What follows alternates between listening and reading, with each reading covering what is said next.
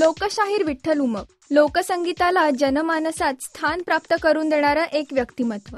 1931 साली मुंबईत जन्म झालेल्या शाहिरांचं लोकसंगीतातलं योगदान मोलाचं. जनसामान्यात आपलं स्थान निर्माण करणाऱ्या विठ्ठल उमप यांनी आंतरराष्ट्रीय स्तरावरही आपला ठसा उमटवला.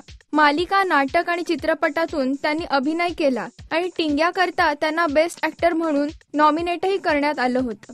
या चतुरस्त्र व्यक्तिमत्वाच्या स्मरणार्थ मृदगंध 2012 या पुरस्कार सोहळ्याचं आयोजन करण्यात आलं असून सोहळ्याची सूत्र सांभाळणार आहेत ते उदेश उमप आणि नंदेश उमप. 15 जुलैला हा सोहळा समारंभ होणार आहे. या उत्कृष्ट लोकशाहिरास राजश्री मराठीचा सलाम. राजश्री.com करिता अदिती बेडेकर.